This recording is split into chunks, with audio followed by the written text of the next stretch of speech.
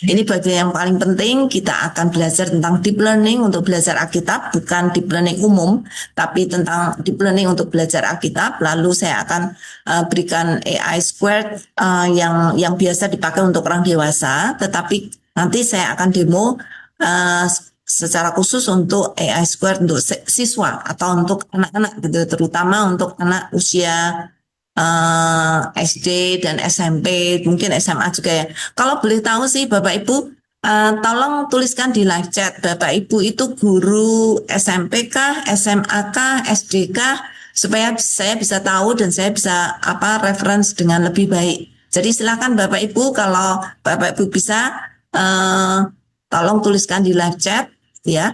Oke. Oke Bapak Ibu, saya akan lanjut ya, pendekatan deep learning untuk belajar Alkitab atau secara khusus untuk guru-guru PAK ya. Oke, mengapa perlu deep learning dalam PAK? Saudara, saya tadi di dalam pendahuluan sudah menyebutkan ya bahwa perubahan zaman menuntut cara belajar yang lebih sesuai dengan zamannya. Walaupun Bapak Ibu mungkin tidak hidup di zaman digital waktu Bapak Ibu kecil gitu ya, tapi sekarang dunia sudah berubah, jadi tidak ada cara lain untuk Bapak Ibu belajar hal-hal baru yang sekarang menjadi dunia anak-anak siswa kita. Nah, pendekatan pembelajaran Alkitab saat ini kebanyakan masih berfokus pada pendekatan informatif atau transfer pengetahuan saja.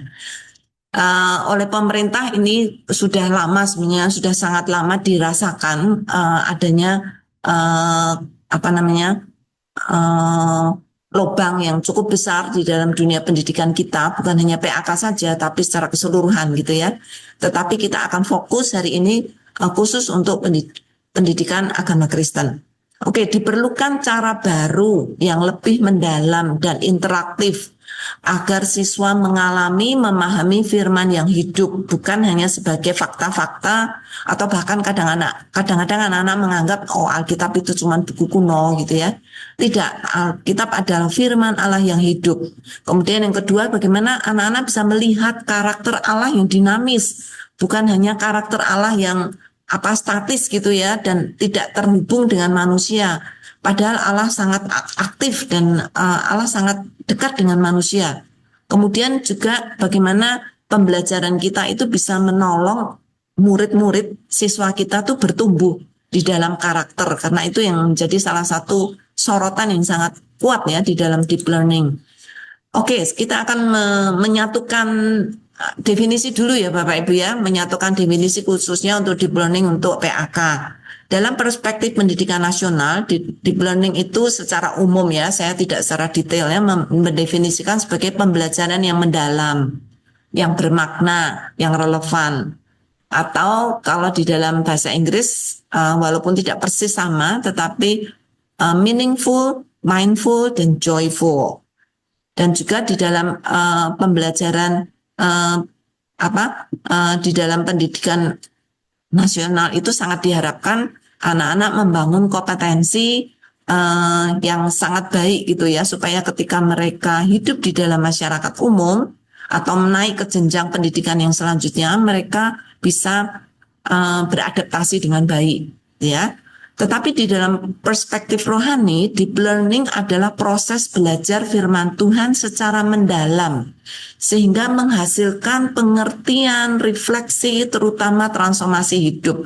Jadi bukan hanya menghasilkan pengertian secara knowledge, secara informasi, secara pengetahuan saja, tetapi juga refleksi. Ini banyak sekali dibahas ya di dalam deep learning, bagaimana setiap siswa yang kita didik itu setelah mendapatkan pelajaran dari kita atau pengetahuan dari kita tidak berhenti hanya di situ, tetapi bagaimana mereka bisa merefleksikan apa yang diajarkan itu untuk ada perubahan hidup. Ya, ini berdasarkan Roma 12 ayat 1 sampai 2, saya kira kita semua tahu bahwa kita harus mengubah pola pikir kita untuk menjadi pola pikir Allah, sehingga hidup kita boleh ditransformasi dan hidup kita menjadi ibadah yang aktif gitu di dalam kehidupan keseharian kita.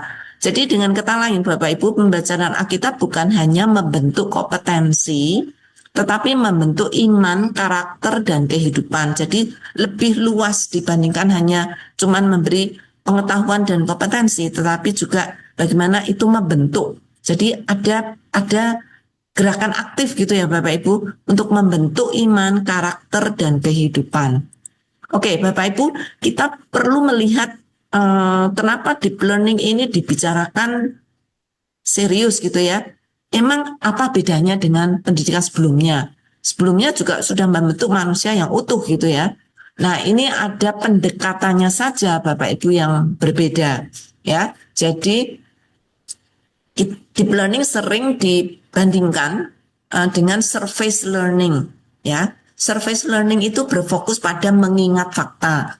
Itu sebabnya saya ingat ya dulu waktu saya masih sekolah juga, uh, saya biasa menghafal catatan yang diberikan guru, titik komanya pun dihafal Bapak Ibu. Benar-benar apa namanya, saya itu memusatkan diri pada ingatan saya yang kadang tidak kuat untuk fakta-fakta yang diberikan. Memang dulu memang seperti itu sih, itu yang kita dapat ya dulu ya. Dan guru sebagai pusat, semua informasi, semua pengetahuan itu guru yang menjadi pusat kita untuk belajar. Jadi kita seperti menimba ilmu dari guru-guru kita, gitu mendapatkan apa yang dia punya untuk diberikan pada kita. Kemudian penilaian berbasis hasil. Jadi kalau di dalam tes itu kita tidak bisa menjawab jawaban itu persis seperti apa yang diberikan oleh guru, nah itu akan mendapat nilai yang kurang bagus. Kemudian jawaban tunggal. Jadi kalau tidak jawabannya itu, ya semua salah gitu ya. Kemudian pembelajaran individual. Artinya ya masing-masing kita belajar sendiri-sendiri gitu ya, tidak ditekankan untuk kita saling berbagi. Kemudian konteks minim karena apa yang kita dapatkan hanya berpusat kepada sekolah itu saja atau pusat kepada guru saja. Sedangkan deep learning beda Bapak Ibu. Fokusnya bukan mengingat tapi memahami. Nggak harus hafal kata per kata, titik komanya nggak harus hafal. Tapi secara konsep dipahami. Dia mungkin mengungkapkan penjelasan dengan kata-kata yang tidak sama dengan apa yang dijelaskan oleh guru. Tetapi secara inti itu dipahami. Kemudian bukan lagi guru yang menjadi pusat, tetapi siswa. Jadi siswa menjadi pusat untuk pembelajaran, di mana dia itu mengolah informasi, di mana dia itu memproses informasi, memproses proses belajarnya, belajar dari guru bukan hanya pengetahuannya, tetapi teladan hidupnya, dan siswa itu melihat dari berbagai sisi apa yang mereka dapatkan di dalam sekolah, gitu ya. Kemudian penilaian berdasarkan berbasis proses atau refleksi. Jadi jawaban tidak harus sama persis dengan catatan yang diberikan oleh guru, tetapi dari proses dia mempelajari itu dia mendapatkan beberapa bagian sehingga cara mengetes siswa itu tidak lagi sama seperti dulu. Kalau dulu diberikan definisi harus menjelaskan definisi secara ya jawaban tunggal gitu ya, tetapi sekarang tidak ya.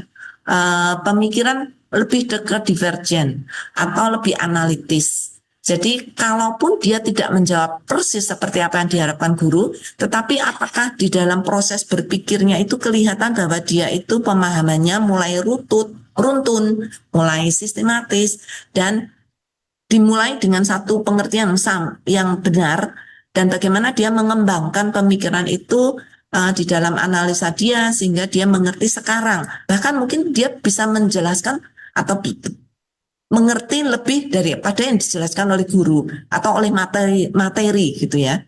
Oke, kemudian pembelajaran juga lebih kolaboratif, artinya mendorong siswa untuk bekerja sama atau saling berbagi. Nah ini otak 1 dibandingkan dengan otak 3 atau otak 5 itu pasti lebih kaya otak 5. Jadi kalau 3 siswa itu bekerja sama, maka mereka membagikan masing-masing dari sisi yang berbeda sehingga pengertian menjadi lebih kaya. Hasilnya juga menjadi lebih kaya karena dilihat dari berbagai sisi, ya. Walaupun tidak selalu mungkin hasilnya akan perfect gitu ya, tetapi itu menjadi satu kolaborasi dari pemikiran-pemikiran beberapa orang. Kontekstual dan bermakna, artinya disesuaikan dengan konteks di mana dia berada dan kemana dia akan mengarah sehingga apa yang dijelaskan mungkin tidak sama dengan apa yang diberikan oleh guru, tetapi pengaplikasiannya dia bisa di dalam konteks masing-masing kehidupan atau masing-masing setting atau masing-masing scope gitu ya Bapak Ibu, konteks yang berbeda. Itu kira-kira perbedaannya. Tadi saya melihat ada pertanyaan juga dari Bapak Ibu, mungkin tidak saya jawab secara pribadi, tetapi maksudnya ini yang mengapa deep learning berbeda dengan cara belajar yang dulu, gitu ya Bapak Ibu. Oke, tujuan deep learning apa di dalam PAK? Satu, dia harus memahami firman secara mendalam, dalam konteksnya, bukan dalam pemahaman yang dangkal. Artinya apa? Ketika dia belajar firman Tuhan, bukan prinsip A, B, C yang dia dapatkan, tetapi prinsip A di latar belakang konteks peristiwa ini. Mungkin misalnya ya tentang dosa. Di dalam anak memahami firman Tuhan tentang dosa, dia melihat dari berbagai sisi. Dosa yang dilakukan oleh Daud beda dengan dosa yang dilakukan oleh Saul, atau di dalam perjanjian baru juga banyak contoh. Kira-kira seperti itu ya Bapak Ibu. Jadi bukan hanya dosa itu ABC titik gitu ya, tetapi di dalam konteksnya berbeda sehingga dia bisa memahami makna yang berbeda. Kemudian kedua, kemampuan refleksi rohani, memiliki discernment. Discernment ya, maaf ini bahasa Inggris ya, karena saya tidak menemukan di dalam bahasa Indonesia. Tapi penjelasannya discernment itu dia bisa membedakan yang benar dan yang salah menurut firman Tuhan.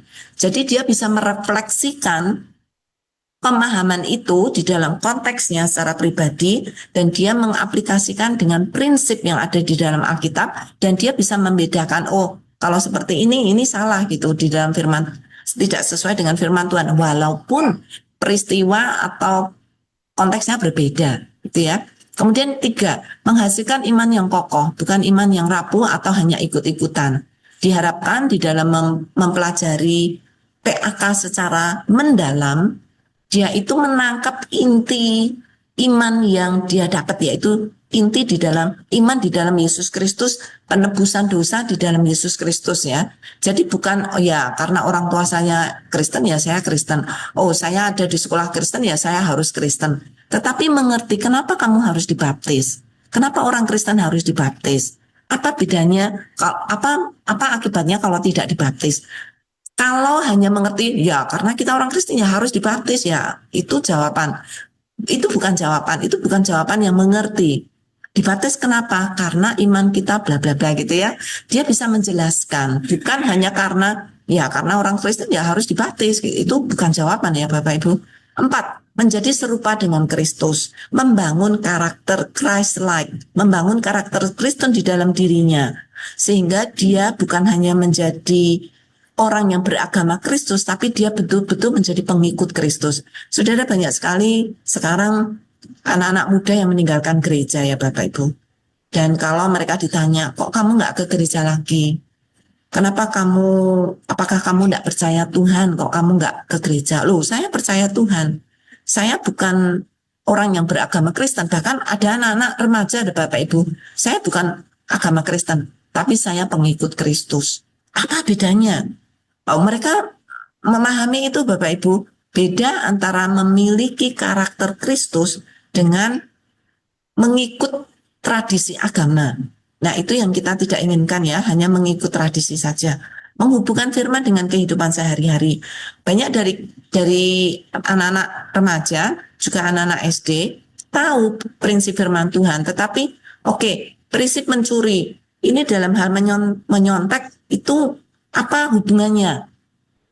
Ya kadang ya menyontek mencurikan itu mengambil uang. Nah, kadang konsep itu tidak luas bagaimana dia menerapkan itu di dalam kehidupan yang full, kehidupan sehari-hari di mana mereka hidup gitu ya. Baik itu di dalam pergaulan, di dalam keputusan moral, kemudian di dalam media sosial. Bapak Ibu sekarang anak-anak sangat hidup mereka hampir separuh hidup mereka di dalam media sosial. Mereka dibentuk oleh media sosial, mereka dididik oleh media sosial. Jadi Bapak Ibu kita sebagai guru-guru Kristen sangat punya concern ya, punya ke keprihatinan kadang-kadang bagaimana anak-anak muda ini betul-betul dimuridkan oleh dunia media, bukan dimuridkan oleh Kristus, oleh firman Tuhan, tapi oleh apa yang disajikan di dalam media sosial. Dan keenam adalah pembelajaran firman seumur hidup. Nah, ini Bapak Ibu, banyak sekali anak-anak ketika sudah tidak di sekolah Kristen, sudah tidak di gereja, mereka sudah tidak lagi belajar.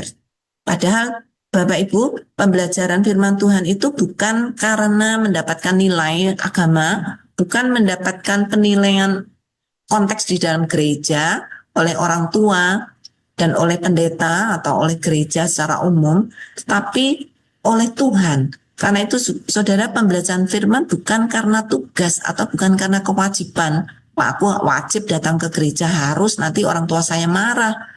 Nanti kalau saya nggak ke gereja saya dibilang bukan orang Kristen, bukan itu ya. Tetapi kerinduan dia untuk belajar firman Tuhan, belajar kerinduan. Bagaimana kita menanamkan firman itu sehingga pembelajaran itu tidak hanya berhenti sebatas formalitas gitu ya, tetapi betul-betul mendalam dan dibawa seumur hidup.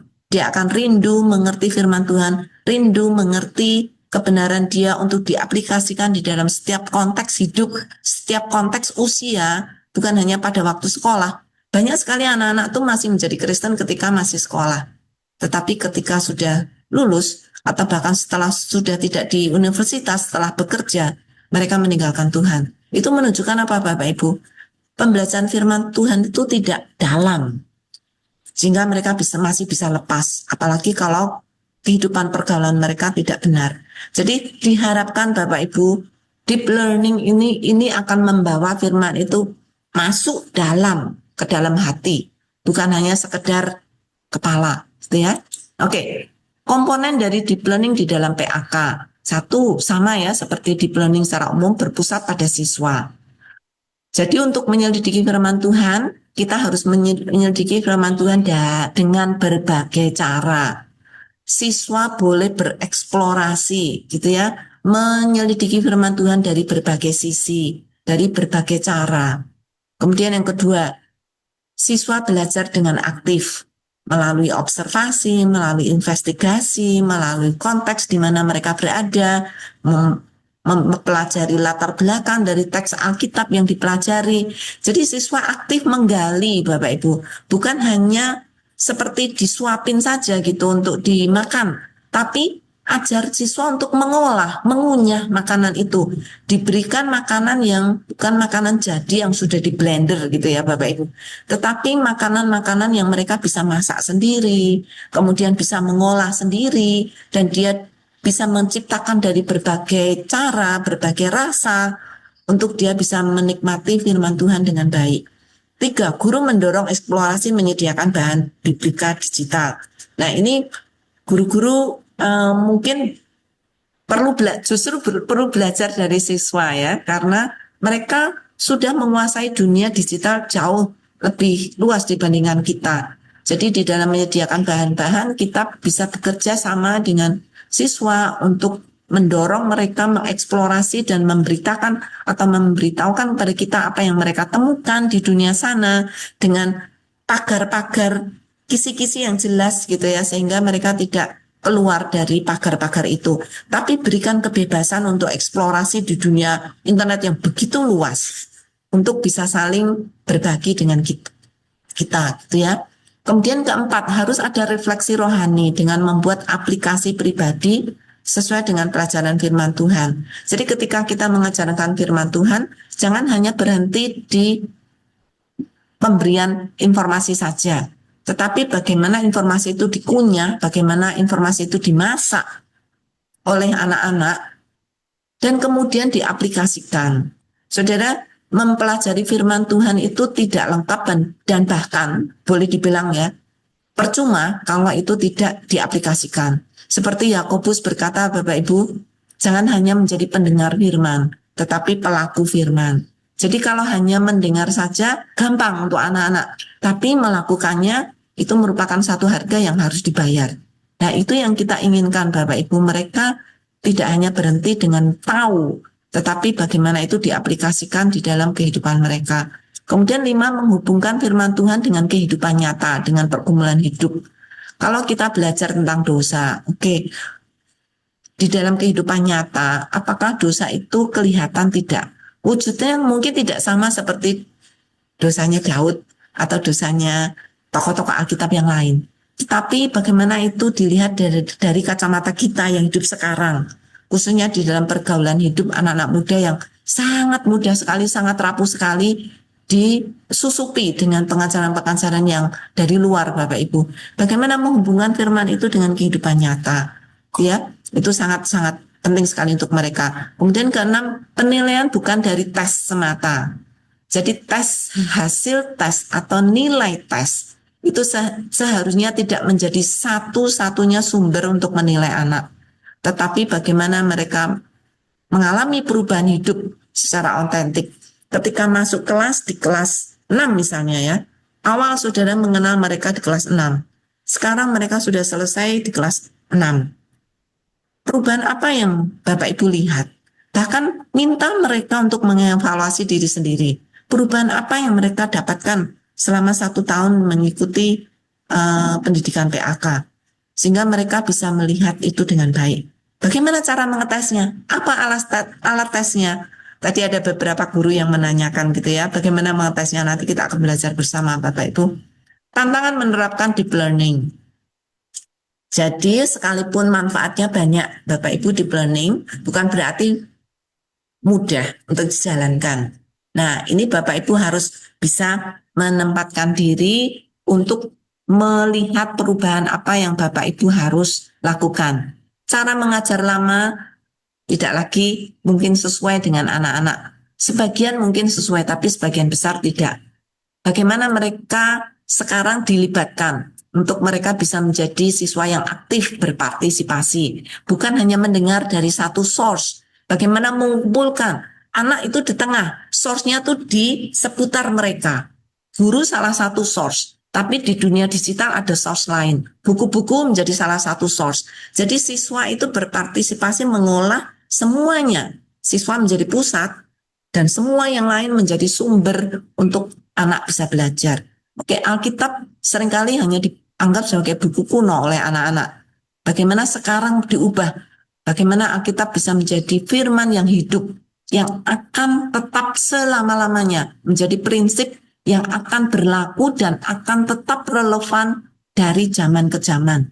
Bagaimana memperkenalkan itu kepada anak-anak. Kemudian kurangnya sumber bahan. Bapak Ibu sekarang memiliki sumber studi Alkitab digital yang jauh lebih kaya. Bapak Ibu membuka diri melihat sumber-sumber yang ada. Harus memilah Bapak Ibu, tidak semua sumber di dalam internet baik. Bahkan mungkin sebagian besar tidak baik. Di sana ada sumber buku Mormon, ada sumber saksi Yehova dan lain-lain. Bapak Ibu itu perlu Bapak Ibu filter dengan baik sehingga ketika menyajikan itu kepada anak-anak untuk anak-anak bereksplorasi, pastikan sumber itu bukan sumber yang tidak baik ya. Kemudian metode informatif harus mulai diubah menjadi metode investigasi. Anak diminta untuk mencari sendiri, menggali sendiri, bukan hanya dicekoi gitu ya atau disuapin saja, tetapi mereka harus bisa menginvestigasi sendiri. Budaya menyelesaikan bahan, yang penting bahan selesai. Saya kira sekarang itu harus diubah. Budaya reflektif bukan lagi budaya bahan pusatnya, tapi bagaimana bahan itu sekalipun mungkin bahan banyak, tapi ambil inti-inti yang penting untuk bisa menjadi bahan refleksi bagi mereka. Jadi tujuan Bapak Ibu bukan yang penting bahan selesai, tidak. Bagaimana bahan itu diaplikasikan di dalam kehidupan mereka, mana yang bisa, mana yang tidak. Bapak Ibu tetap harus mengevaluasi. Kemudian kalau dulu belum pakai teknologi, sekarang akan pakai teknologi digital, terutama teknologi AI. Gitu ya Bapak Ibu. Nah, sekarang kita bicara secara khusus tentang AI. AI bukan ancaman bagi pembelajaran Alkitab Bapak Ibu, sama dengan tadi Pak Gondo, juga Pak Suwarsono. Dua-duanya memberikan penekanan gitu ya, memberikan peneguhan bagi kita. AI itu bukan ancaman, tetapi teman untuk kita bisa belajar Alkitab. Jadi menjadi alat bantu untuk memperkaya proses pembelajaran Alkitab. AI juga menolong guru dalam menyiapkan bahan ajar dengan lebih efisien. Kalau dulu guru harus bersusah payah, semuanya harus membuat sendiri. Sekarang saudara punya teman gitu ya, asisten guru untuk bisa menolong, yaitu AI.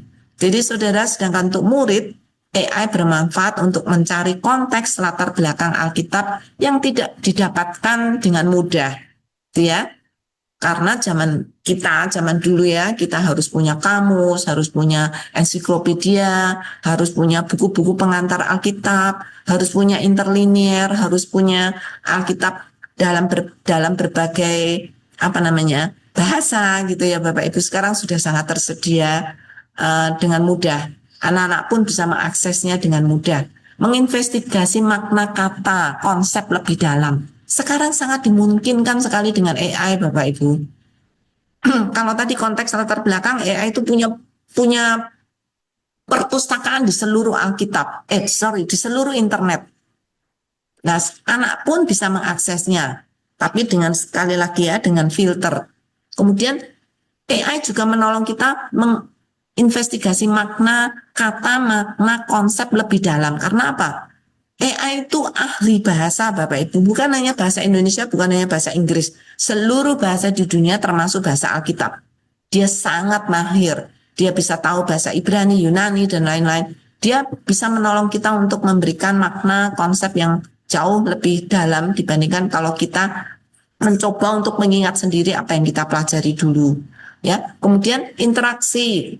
AI sangat menolong kita, murid kita untuk bisa berinteraksi dengan aktif, bisa bersoal jawab secara kritis. Jadi Bapak Ibu, AI ini bukan hanya memberi informasi satu arah. Nah, ini yang saya kira banyak disalah mengerti oleh guru ya. AI bukan hanya memberi informasi satu arah, tapi bisa timbal balik. Dia bisa melakukan conversation. Jadi ini sangat mendorong deep learning Bapak Ibu, karena cara belajar yang lama itu kan cuma one way, satu arah saja. Sekarang bisa dua arah, dan AI sangat memungkinkan itu. Dan guru menjadi fasilitator bagi anak untuk melihat apakah anak melakukan itu dengan benar dan lain-lain. Itu tugas guru yang tidak tergantikan oleh siapapun. Sumber bahan pembelajaran sangat kaya. Murid bisa belajar dari mana saja, tapi harus difilter. Guru menjadi fasilitator untuk menolong anak tahu bahan mana yang baik dan mana yang tidak. Refleksi pribadi dengan aplikasi. Ini peran AI bisa menolong kita memberikan ide-ide aplikasi. Bahkan AI bisa mendorong kita bukan hanya membaca firman, tapi juga mengaplikasikannya. Sangat mahir Bapak Ibu. Bahkan saya sering sekali didorong oleh AI, harus dijalankan, harus dilakukan, bukan hanya dimengerti saja. Ya. Kemudian menjadi alat bantu, menjadi teman, menjadi teman PA bagi anak-anak. Mereka tidak harus hanya belajar Alkitab di sekolah saja.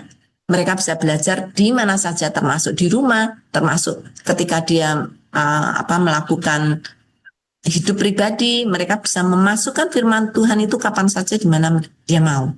Gitu ya Bapak Ibu. Jadi Bapak Ibu, itu tadi hal yang saya kira sangat-sangat penting untuk kita tahu tentang deep learning. Saya tidak memberikan terlalu dalam karena waktu dan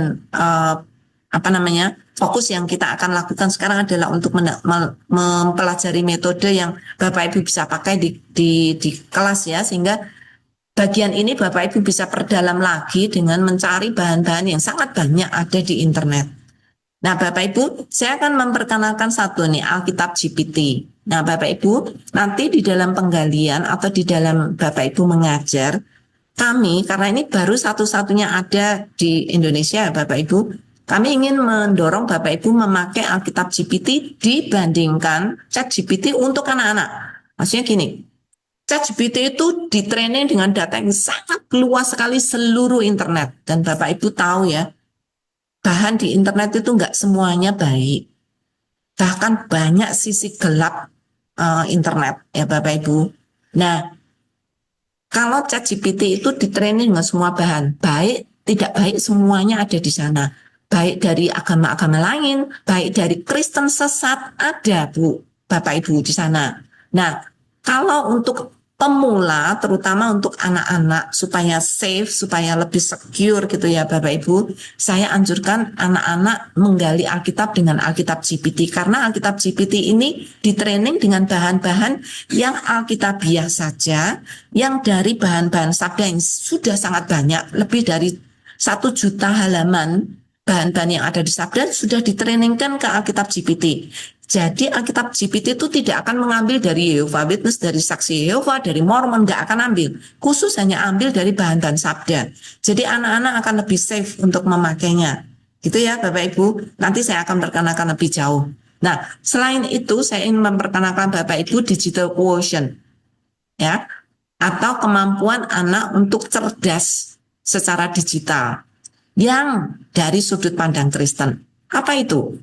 Oke, digital quotient adalah serangkaian keterampilan teknis, kognitif, metakognitif, dan sosio-emosional yang komprehensif yang didasarkan bukan kepada nilai-nilai moral universal, tetapi kepada nilai-nilai prinsip Alkitab. Nah, ini definisi digital quotient umum, itu berdasarkan nilai-nilai moral universal. Kita sebagai orang Kristen tidak perlu memakai itu karena kita punya yang lebih baik, yaitu prinsip Alkitab, dan yang memungkinkan individu untuk beradaptasi menghadapi tantangan, manfaat, peluang di dalam kehidupan digital. Jadi ini namanya cerdas digital Bapak Ibu. Kalau anak-anak itu pergi ke dunia digital tanpa dilengkapi dengan kemampuan digital yang berprinsip Alkitab, saudara, sangat berbahaya. Kami pun sangat miris ya melihat anak-anak itu pergi ke dunia internet, ke dunia digital tanpa dibekali dengan hal-hal yang mempersiapkan mereka menghadapi dunia digital. Saudara, kalau saudara melihat saat ini banyak masalah kesehatan mental yang dihadapi anak-anak remaja, sangat banyak Bapak Ibu. Kami sangat miris ya dari Yayasan Bakas Sabda. Kenapa mereka bisa mengalami itu? Karena mereka tidak dipersiapkan. Seharusnya sebelum masuk ke dunia digital, mereka tuh dibekali dengan cerdas digital dulu. Sehingga mereka ketika masuk tuh mereka tahu mana yang baik, mana yang tidak, mana yang harus ditolak, mana yang tidak. Nah, mereka itu sekarang itu sudah belajar dunia digital itu hanya dari nilai-nilai umum dunia, tapi tidak dengan nilai umum Kristen. Karena itu Bapak Ibu, orang Kristen harus memiliki literasi digital atau digital quotient yang baik, atau literasi AI, atau AI quotient yang baik, atau cerdas AI, ya, didasarkan pada prinsip Alkitab, bukan pada prinsip dunia, tapi prinsip Alkitab. Nah, disebut digital quotient kenapa Bapak Ibu? Karena itu ukuran. Saudara ingat intellectual quotient, itu IQ, itu ada ukurannya kan Bapak Ibu, 100 itu normal gitu ya. Nah ini bukan IQ tapi digital. Kecerdasan digitalmu itu sampai di mana? Kalau belum 100, jangan ke dunia digital, kamu nanti tersesat gitu ya. Nah sekarang akibatnya sudah banyak Bapak Ibu, anak-anak remaja menjadi banyak mengalami kesehatan mental yang tidak baik karena masalah digital. Nah, AI quotient itu ukuran kecerdasan menggunakan AI. Karena itu Bapak Ibu harus belajar AI cukup baik. Manfaatnya apa, bahayanya apa, bagaimana memakainya dengan baik dulu sebelum masuk ke dunia AI. Supaya Bapak Ibu tidak disesatkan oleh AI. Jadi Bapak Ibu, Christian Digital Quotient itu luas banget. Saya nggak bisa jelaskan satu persatu. Ini seminar sendiri gitu ya. Bagaimana digital identity, screen time management, cyberbullying, cyber security, digital empathy, digital footprint, critical thinking, privacy itu diajarkan di dalam ini. Tapi saya nggak ada waktu ya, saya nggak bisa. Tapi saya hanya memberikan kepada Bapak Ibu ada kecerdasan digital yang diukur untuk anak-anak itu safe atau anak-anak itu aman ada di dunia internet. Karena mencegah anak masuk ke dunia internet itu nggak mungkin. Mencegah anak tidak memakai AI tidak mungkin. Yang bisa kita lakukan adalah membekali mereka supaya mereka tidak tersesat di sana. Gitu ya Bapak Ibu. Ini ada rumus yang Bapak Ibu, untuk sementara Bapak Ibu baca saja dulu gitu ya. Nanti Bapak Ibu bisa mengakses video kami, bisa belajar dari Yayasan Bakas Sabda. Ada AI quotient, ada 3 bagian. AI intelligence, cerdas AI, kemudian ada literasi AI, kemudian ada responsibility AI. Kalau kecerdasan dan literasi dan responsibility ini digabung Bapak Ibu, maka saudara punya kedewasaan AI, ya. Kalau saudara punya kedewasaan AI, maka saudara itu safe ada di dunia AI atau di dunia internet. Saudara tidak perlu khawatir untuk itu. Gitu ya Bapak Ibu. Jadi ini yang kita sudah pahami, kita literasi AI, skill AI, 2. Sekarang kita akan masuk ke literasi Alkitab Bapak Ibu. Oke? Pembelajaran Alkitab dengan AI Square. Ini akan meningkatkan literasi Alkitab saudara. Kalau saudara sudah belajar literasi AI cukup, ini tadi paling tidak saudara sudah mengenal cukup lah gitu ya. Tapi untuk selanjutnya saudara harus belajar lebih banyak lagi. Saudara harus menggali lebih banyak lagi. Sharing dengan teman-teman lebih banyak lagi saudara. Supaya literasi AI-nya Bapak Ibu terus meningkat. Jangan cuma sampai di sini saja. Terus meningkat sehingga Bapak Ibu semakin menguasai di sana dan saudara tidak akan mungkin disesatkan di sana. Gitu ya? Oke, saya akan ganti file untuk AI Square. Bapak Ibu, saya yakin Bapak Ibu sudah mulai banyak pertanyaan di sana. Sementara saya akan ganti dulu bahannya. Ya,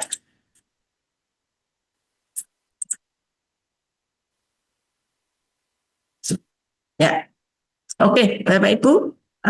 Waduh, ternyata banyak sekali. Apa namanya?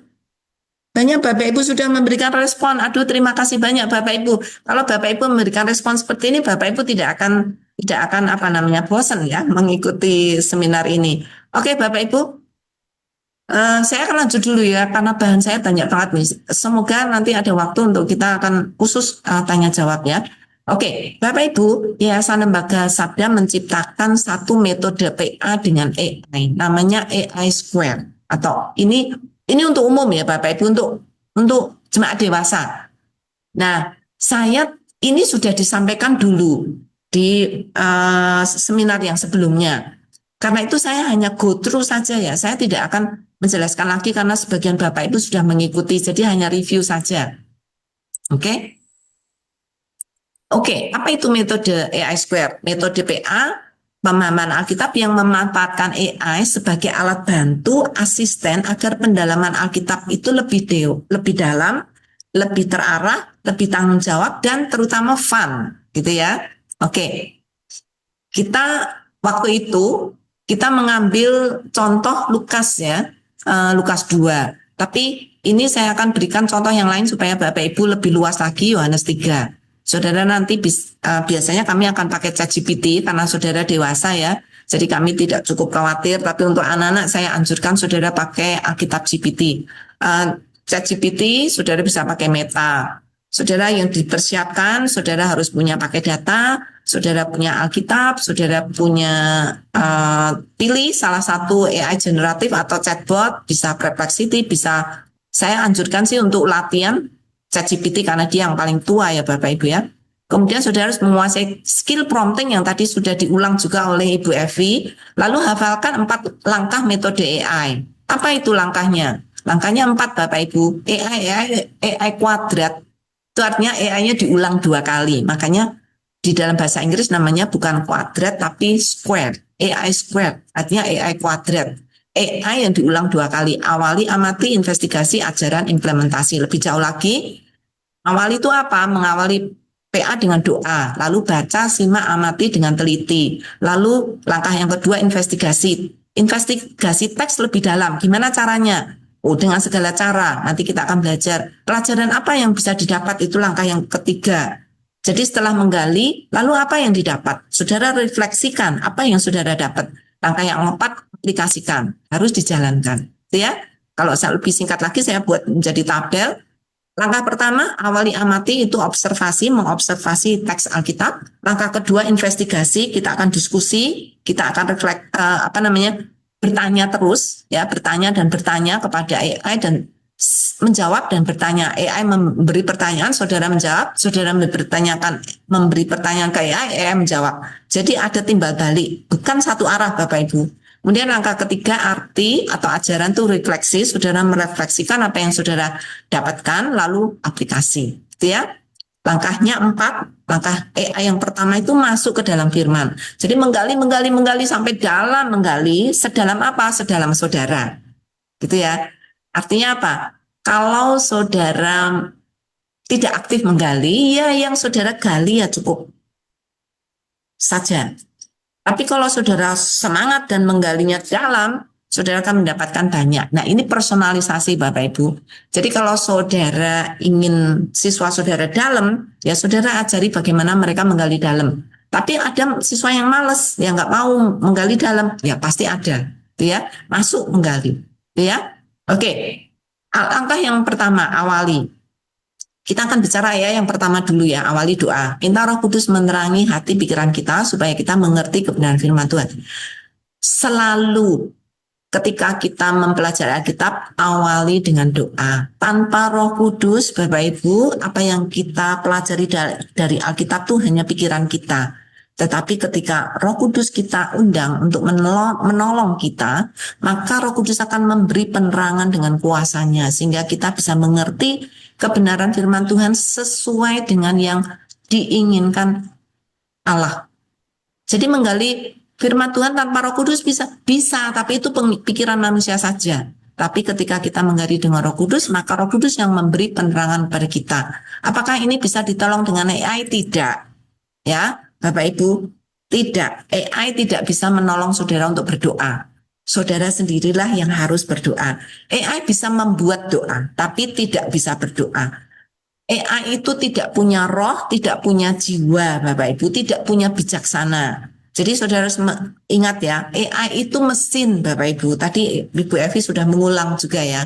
AI itu mesin yang bisa mengolah, bisa belajar data yang begitu banyak. Tetapi dia tidak punya roh, tidak punya jiwa, tidak punya bijaksana. Jadi Bapak Ibu tidak punya perasaan. Jadi Bapak Ibu tidak bisa mengandalkan AI untuk hal-hal itu. Dia hanya bisa memberikan data, bisa berbicara, dia bisa belajar, dia bisa berpikir seperti kita, tapi tidak punya roh. Ya, tadi ada satu peserta yang juga bertanya soal itu, semoga itu menjawab ya. Oke, langkah yang pertama setelah awali dengan doa, amati Alkitab apa adanya, baca. Saudara yang harus baca, AI bisa baca, tapi yang harus mengerti itu Bapak Ibu, bukan AI. Saudara baca, amati dengan teliti seluruh perikop yang dipelajari. Saudara harus secara aktif masuk ke dalam firman dan mengamati. Bukan hanya sebagai informasi, tapi mengamati seluruh dengan teliti. Nah, saudara mungkin tanya, apa saja sih yang perlu diamati? Oh, banyak. Yang ada di dalam teks itu apa? Apa konteks penulisannya? Siapa yang menulis? Tahun berapa ditulis? Apa latar belakangnya? Tema-tema utamanya apa? Tujuan utama penulis menuliskan ini apa? Saudara, itu semua saudara tidak bisa dapatkan hanya dengan membaca Alkitab. Saudara harus punya banyak referensi. Ya, kata-kata penting yang ada di dalam ayat-ayat yang saya baca itu apa? Terus apa artinya dalam bahasa Yunani Ibrani? Makna teologisnya apa? Saudara, itu nggak bisa saudara dapatkan hanya dengan membaca Alkitab. Saudara harus punya banyak referensi. Untuk itulah saudara butuh banyak-banyak bahan. Nah, AI punya banyak bahan, Bapak Ibu. AI bisa menolong. Ya, bisa menolong memberikan informasi tambahan untuk mengerti hal-hal yang kita tidak bisa dapatkan dari teks Alkitab saja. Ya, contohnya ini, saudara bisa membuat prompt. Saya seorang Kristen yang cinta Alkitab. Nah, kalau saudara sudah mengaku kepada ayah saya seorang Kristen, maka semua bahan yang bukan Kristen tidak akan dipakai oleh AI. Itu pentingnya. AI bisa belajar, Bapak Ibu. Ketika dia dikasih tahu saya orang Kristen ya, jangan kasih yang lain. Saudara harus memberi statement kepada dia. Nah, ini penting. Karena saudara pakai ChatGPT. Kalau saudara pakai Alkitab GPT, saudara nggak perlu. Saudara pakai Alkitab GPT itu memang orang Kristen, nggak mungkin kalau bukan orang Kristen. Bisa, tapi dia akan memakai pandangan Kristen saja. Dia tidak akan pakai pandangan yang lain. Saya ingin menggali Yohanes 3. Tolong berikan konteks penulisannya dan latar belakang dari Injil Yohanes. Kita nggak akan praktek, tapi Bapak Ibu kalau mau sih boleh aja gitu ya. Tapi saya nggak akan memberi kesempatan Bapak Ibu share, tapi saya akan men-sharekan yang saya sudah dapat nih ya. latar belakang penulisan Injil Yohanes ditulis oleh siapa, disebut Yohanes itu siapa, ditulis kapan, tujuan penulisannya apa, konteks umum Injil Yohanes itu apa, latar belakangnya apa, hubungannya dengan pasal sebelum dan sesudahnya apa, tokoh utama yang dibicarakan di sana siapa, isi pokok Yohanes 3 itu apa, saudara, semuanya itu saudara bisa dapatkan. Tema teologis dalam Yohanes 3 itu apa? Oh, banyak Bapak Ibu. Kalau Bapak Ibu memakai AI, Bapak Ibu akan save waktu banyak untuk mengumpulkan, mempersiapkan bahan saudara, kan saudara mengumpulkan bahan-bahan itu. Ini dikumpulkan untuk menjadi bahan pembelajaran saudara, bukan cuma dikumpulkan saja. Saudara, ini menjadi bahan pembelajaran bagi guru. Sebelum saudara mengajar Yohanes 3 kepada anak-anak, saudara sendiri harus kaya dengan Yohanes 3. Supaya Bapak Ibu bisa mengajar dengan lebih leluasa, lebih banyak yang saudara bisa berikan. Ya, saudara, makna Yohanes pada pembaca masa kini dan lain. Langkah yang kedua, investigasi. Investigasi itu menggali teks Alkitab lebih dalam lagi. Deep learning Bapak Ibu. Lebih dalam lagi dengan semua cara. Caranya gimana? Menggali lebih dalam itu apa maksudnya? Saya akan berikan beberapa contoh Bapak Ibu. Contoh, saya ingin mempelajari lebih dalam kata-kata penting dalam Yohanes 3 dalam bahasa Yunani. Bisa tahu bahasa Yunani? Tahu Bapak Ibu. Saya kasih lihat contohnya ya, sudah saya buktikan. Genete anoten, itu artinya dilahirkan kembali. Ini kata-kata penting. Dia akan daftarkan kata-kata penting dalam seluruh Yohanes 3, lalu dia akan carikan bahasa Yunaninya dan jelaskan artinya dan apa makna teologisnya satu persatu. Saudara, 1, lahir baru atau dilahirkan kembali, 2, lahir dari roh, 3, roh dan angin itu apa, percaya itu apa artinya, kasih di dalam Yohanes 3 ayat 16, kemudian dunia, kemudian hidup kekal, penghakiman, terang, kebenaran, aletheia. Saudara, AI bisa begitu kaya memberikan kepada kita kata-kata penting dalam bahasa Yunaninya, arti bahasa Yunaninya apa, makna teologisnya apa. Ini sangat menolong guru-guru untuk mengerti dan save time. Saudara, berapa waktu saya butuhkan untuk mengumpulkan, ini baru mengumpulkan ya, mengumpulkan informasi ini. Hitungan detik Bapak Ibu. Saudara nggak perlu beli buku. Ya, oke, langkah kedua, contoh yang lain. Jelaskan arti lahir baru dari sudut pandang Yohanes. Dia akan kasih Bapak Ibu, karena dia sudah mempelajari Alkitab, dia sudah mempelajari semua bahan-bahan tafsiran, kamus, Alkitab dan segala macam yang Kristen gitu ya, maka dia akan berikan. Oh, pertanyaan ini penting dan mendasar. Lahir baru dalam Yohanes 3 adalah jantung Injil Yohanes dan lain-lain. Dia akan jelaskan arti dasar dari lahir baru. Kelahiran baru itu adalah karya Roh Kudus. Kelahiran baru itu dalam seluruh pandangan Yohanes itu apa saja. Dia berikan gambaran yang Yohanes berikan. Perubahan yang terjadi dari lahir baru, sebelum lahir baru dan sesudah lahir baru. Kemudian mengapa kelahiran baru diperlukan. Kemudian bagaimana kelahiran baru terjadi. Bagaimana hasil dari kelahiran baru. Saudara, banyak banget Bapak Ibu yang saudara bisa dapatkan ya. Karena itu Bapak Ibu jangan malas belajar. AI bisa ready kapan saja saudara mau belajar, dia akan memberikan sebanyak yang saudara mau. Ini sebatas dengan saudara mau. Jadi ketika membaca, saudara jangan membaca pasif, membaca aktif. Gali terus. Kalau saudara bilang, saya cuma tahu latar belakangnya, cuma pengen tahu latar konteksnya, sudah. Saudara nggak tanya apa-apa lagi, nggak akan tanya apa-apa lagi. Saudara bahkan AI sering menawarkan, kamu mau lagi? Nah, saudara bisa merespon itu ya. Ya, saya mau lagi. Saya mau tahu ini, saya mau tahu ini, saya mau tahu ini. Kalau saudara tidak membaca Alkitab dengan aktif, pertama, saudara bosan. Kedua, saudara nggak dapat apa-apa. Ketiga, Alkitab tidak menjadi berguna bagi saudara. Itu ya. Nah, tanya apa lagi? Tanya lain lagi. Temukan ayat-ayat lain dalam Alkitab yang berbicara tentang lahir baru. Wow, saudara akan mendapatkan banyak. Ternyata bukan hanya Yohanes yang berbicara tentang lahir baru. Ada juga dari Paulus, ada juga dari Petrus, ada juga dari Yakobus. Saudara, luar biasa. Ternyata konsep lahir baru itu ada di seluruh Alkitab. Bahkan di Perjanjian Lama juga ada. Saudara bisa tanya, kalau saudara, kok semuanya perjanjian baru ya? Kenapa nggak ada perjanjian lama? Tanya ke AI. AI, apakah tidak ada konsep lahir baru di dalam perjanjian lama? Maka dia akan kasih lebih banyak. AI itu harus dikejar, Bapak Ibu, untuk memberikan banyak. Kalau saudara nggak kejar, dia akan memberikan dikit.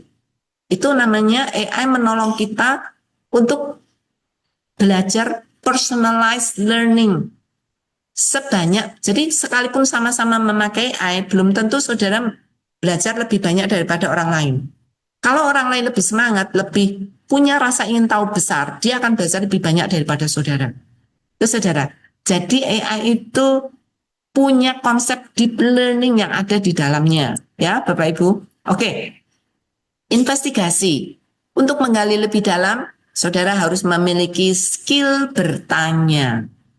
Oh, aneh ya Bapak Ibu, kita nggak pernah ya diajarin untuk skill bertanya. Sekarang saudara harus ajarin anak-anak saudara skill, keterampilan bertanya. Saudara nggak bertanya, saudara nggak dapat apa-apa. Pertanyaan saudara bermutu, semakin bermutu, semakin banyak jawaban yang diberikan AI. Jadi kuncinya Bapak Ibu tanya, tanya, tanya. Jangan cuma saudara, ajarin anak untuk bertanya. Saudara ingin anak aktif? Saudara ingin anak tidak bosan? Saudara ingin anak memperhatikan saudara? Ajari mereka bertanya. Mereka akan bertanya dan mereka akan aktif dan tidak akan pernah bosan di kelas. Oke, cross check. Informasi yang saudara dapat tadi banyak banget ya. Tapi tadi Ibu Evi juga sudah sampaikan ya, jangan percaya hasil AI 100%. Saudara tetap harus cek, harus cross check hasilnya. Gimana caranya ngecek? Dengan sumber-sumber bahan yang sudah terpercaya, yang sudah saudara tahu. Entah buku tafsiran, entah kamus Alkitab yang saudara sudah pelajari dulu waktu di kuliah, atau sekarang yang saudara kumpulkan. Kalau saudara bilang, saya nggak punya buku, Bu. Gak apa-apa. Saudara bisa pergi ke internet, ada banyak sekali buku di internet. Bahkan ada Yayasan Lembaga Sabda yang sudah menyediakan situs yang begitu kaya dengan bahan-bahan. Nah, saudara bisa mempercayai bahan-bahan yang ada di Sabda karena kami sangat selektif dan kami sangat mementingkan porsi Alkitabiah. Ya, kami tidak pernah memasukkan sembarang bahan. Saudara bisa ngecek dengan situs Sabda. Kalau saudara ada yang ragu-ragu atau saudara ingin mengecek kebenarannya, saudara bisa pakai situs kami, bisa pakai aplikasi yang ada di Android untuk Alkitab Sabda dan juga Yuku, itu punya Sabda juga. Atau saudara bisa cek dengan Alkitab GPT. Ya, Alkitab GPT itu semua bahan Sabda sudah dimakan oleh AI Alkitab GPT, Bapak Ibu. Jadi saudara cek dengan Alkitab GPT juga boleh. Kalau lebih safe lagi, saudara langsung pakai Alkitab GPT ya, saudara. Oke, tes pemahaman. Hasil yang didapat jangan cuma masuk. Saudara bukan pembelajar pasif tapi aktif. Karena itu saudara bisa minta AI untuk menjadi teman, untuk berpartner, berdiskusi. Nah, saudara bisa minta AI untuk memberikan tes atau pertanyaan. Apakah saudara sudah memahaminya? Oh bisa ya? Oh bisa Bapak Ibu. Oke, AI tes saya. Yohanes 3, saya udah paham sekali Yohanes 3. Coba tes saya, pertanyaan apa saja saudara AI bisa berikan kepada saya. Oke, berikan pertanyaan diskusi, berikan pertanyaan observasi, berikan pertanyaan analisa, berikan pertanyaan aplikasi ke saya. Gitu ya. Saudara bisa menantang AI bisa akan sangat baik sekali menjadi teman untuk menolong saudara. Contohnya ya, AI, tolong buatkan pertanyaan 5W 2H untuk menginvestigasi apakah saya sudah paham dengan Yohanes 3. Oh, dengan senang Bapak Ibu, dia akan kasih pertanyaan bejibun, banyak banget. Ini semua pertanyaan Bapak Ibu, ya. Saudara bisa tanya lebih banyak lagi, ya. Ini hanya 5 macam pertanyaan: why, where, who, kemudian how much, dan lain-lain ya. Saudara bisa kasih tanya lain, tanya. Oke, kasih saya pertanyaan analisa yang tajam. Beri saya pertanyaan yang kontroversial. Oh, dia akan kasih pertanyaan yang luar biasa, Bapak Ibu. Oke, jadi itu tadi pertama, masuk, menggali dalam. Nah, sekarang AI yang kedua, kan AI square, AI kuadrat. AI yang pertama masuk, AI yang kedua keluar. Apa artinya itu refleksi, apa implementasinya itu aplikasi. Saudara, kita berdoa lagi. Tuhan, saya sudah belajar banyak, saya ingin Tuhan sekarang memimpin saya, pikiran saya, bagaimana saya bisa mengerti semua yang saya pelajari dan apa yang Tuhan ingin saya belajar. Ya, apa yang ingin saya refleksikan dan apa yang saya ingin aplikasikan. Roh Kudus kiranya tolong saya, ya. Oke, saudara, untuk itu saudara sudah dapat banyak kan? Saudara coba simpulkan secara pribadi, pelajaran apa yang saudara dapat. Saudara harus bisa menemukan inti pelajaran yang saudara sudah dapat dari mempelajari banyak informasi yang diberikan AI tadi. Lalu apa arti teologisnya bagi kehidupan kita sekarang? Yang kita pelajari itu hanya menjadi pengetahuan saja kalau kita tidak masukkan di dalam kehidupan kita sekarang. Nah, AI akan memberikan ya, bisa menolong, memperkaya. Jadi kalau saudara sudah menulis sendiri intinya apa, lalu saudara bisa minta AI juga. Oke, kalau kamu apa? Kan dia teman TA kita. Kalau kamu menurut kamu intinya apa? Dia akan. Tapi saudara nggak boleh curang ya. Saudara lakukan dulu sendiri, lalu saudara minta AI, lalu digabung apa yang saudara dapat dengan AI dapat, jadi double hasilnya, gitu ya, Bapak Ibu. Seperti ini, saudara bisa minta AI simpulkan inti pelajaran, pesan utama dan makna teologis Yohanes 3. Oh, langsung dia berikan Bapak Ibu banyak. Nanti saudara bandingkan dengan punya saudara sendiri. Lalu saudara berikan juga aplikasinya. Mengimplementasikan aplikasi itu langkah yang paling penting di dalam studi Alkitab. Kalau saudara tidak mengaplikasikan, maka hidup saudara tidak akan bertumbuh. Berdasarkan firman Tuhan yang saudara aplikasikan itulah saudara akan bertumbuh, gitu ya. Jadi, saudara dari apa yang saudara pelajari ambil satu tindakan konkret untuk menerapkan firman Tuhan itu, supaya saudara bisa menjalankan firman Tuhan bukan hanya mendengar saja, gitu ya. AI bisa menolong memberikan usulan, ya.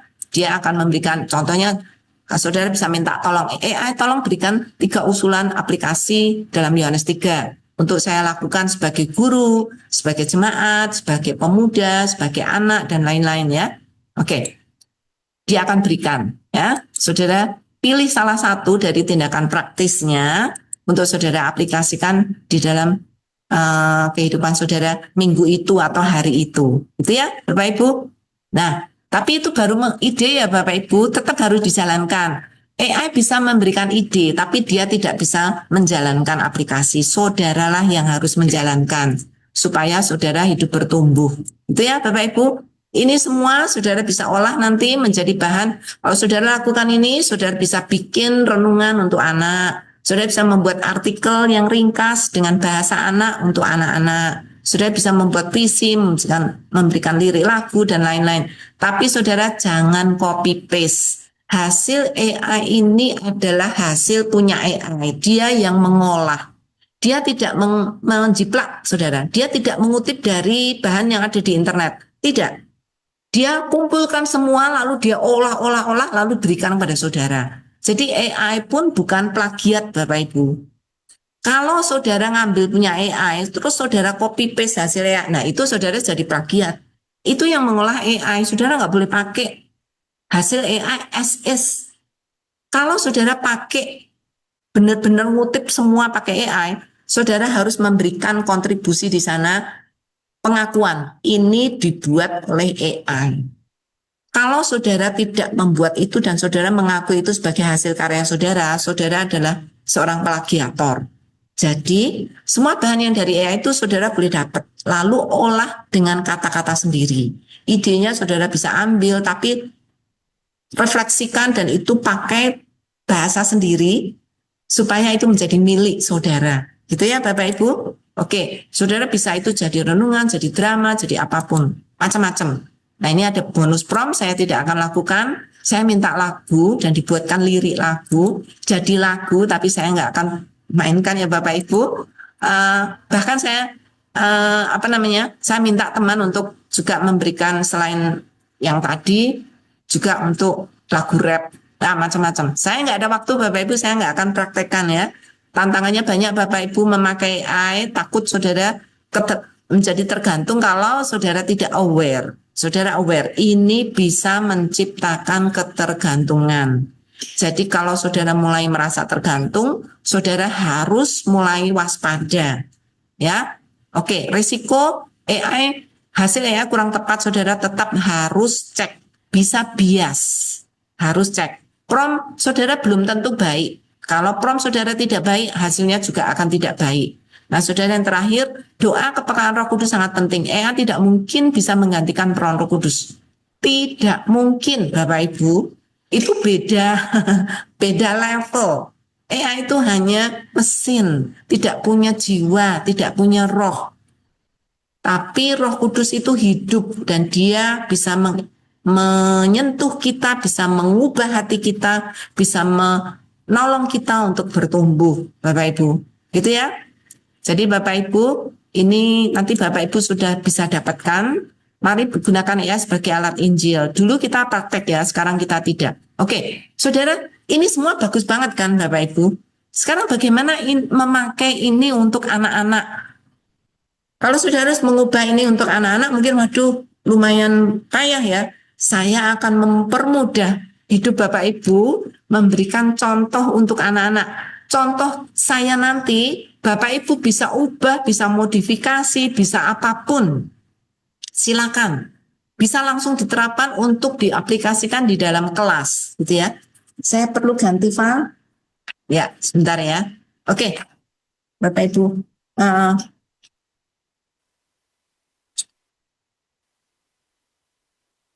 Ya. Oke, gimana Bapak Ibu? Bapak Ibu perlu break 5 menit untuk misalnya ke belakang atau gimana? Atau kita bisa lanjut? Saya tawarkan 5 menit untuk Bapak Ibu atau tadi Pak moderator. Baik, Bu Yulia, mungkin bisa dilanjut aja dulu dengan Ibu Santi Telestari. Nanti setelah itu baru mungkin kami boleh minta waktu sekitar 5-7 menit, Bu. Itu ya. Sebentar saya turunkan ya Pak ya. Baik, ya. Baik. Oke Pak, silakan.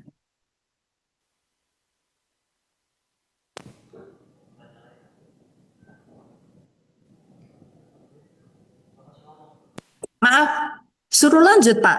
Tadi kayaknya Ibu Santi yang akan break dulu, enggak ya? Iya. Gimana Pak? Ibu Santi? Oh ya. Jadi saya lanjut ya Pak ya? Nah boleh lanjut aja Bu, tidak apa-apa. Oh oke, maaf. Ya, salah ngerti ya. Oke. Ya. Bapak Ibu sudah bisa lihat? Sudah ya? Sudah Bu. Sudah Bu, sudah. Ya, terima kasih. Oke, sekarang Bapak Ibu, metode AI Square tadi saya sekarang akan modifikasi untuk siswa. Bagaimana ini pakai untuk anak-anak? Yang tadi kan lumayan berat ya. Ini untuk orang dewasa aja berat gitu. Kebanyakan bahkan itu lebih banyak dipakai oleh bapak-bapak pendeta, ibu-ibu pendeta yang suka membawakan khotbah, renungan dan lain-lain. Itu sangat menolong sekali ya. Tapi untuk dewasa, bagaimana itu untuk siswa? Ya, saya akan memberikan gambaran ya kalau itu diberikan untuk siswa. Oke? Ya, oke.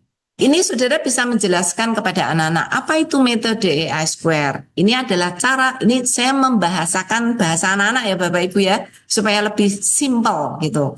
Tapi tetap mereka harus tahu apa itu metode AI Square. Cara belajar Alkitab dengan teman baru yaitu AI. Seru dan menyenangkan loh gitu ya. Ini bisa menolong mereka untuk punya excitement gitu ya, punya kesenangan. Oke, yang kedua, mengapa namanya AI Square? Saudara bisa tunjukkan ya. Ini merupakan 4 langkah. AI kali AI, jadi AI pangkat 2 atau AI kuadrat karena AI-nya diulang 2 kali, gitu ya. Oke, apakah kalian siap belajar dengan AI? Ini ada bahan, saudara bisa sebutkan bahannya ambil dari mana.